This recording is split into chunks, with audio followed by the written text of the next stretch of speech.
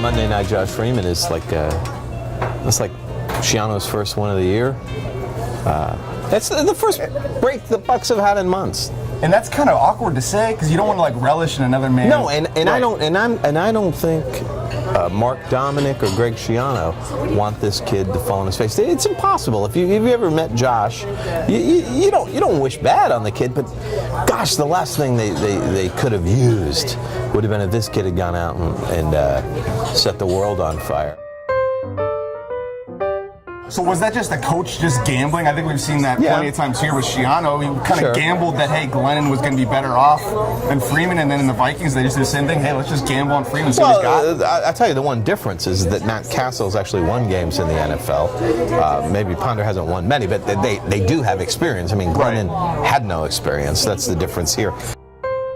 The lasting image of this Bucs season is last Sunday, after they lose their 6th game. They leave. There's still contrails from their bus leaving the arena, and in comes, wait for it, the hazmat crew to fumigate, sanitize their What locker an room. image too.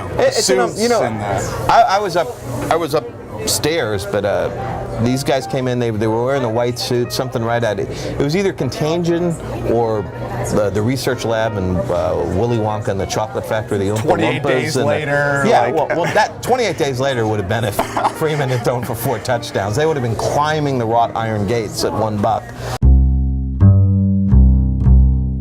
It's hard to get, I think, for fans to get really excited about Glennon because they look at the draft next year and then they see Jameis Winston blow out Clemson on national TV. So you're sitting there thinking this is the worst season the Bucs could have. They're going to be in line for a draft pick, but it's so unclear what necessarily they have a quarterback now and who's out there in the future.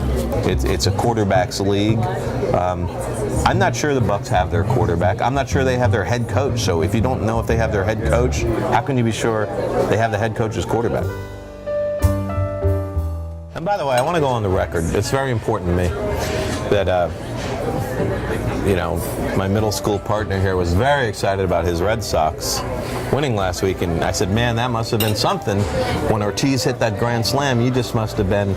And your quote was, let's get this on the record. I don't know what my quote was, but I fell You fell sick. I fell sick. No, that's understandable. I remember the night men landed on the moon. Armstrong was on the top rung of the ladder, and I dozed off. In my defense, it was a Sunday. I have been watching football diligently. I understand. 3 games.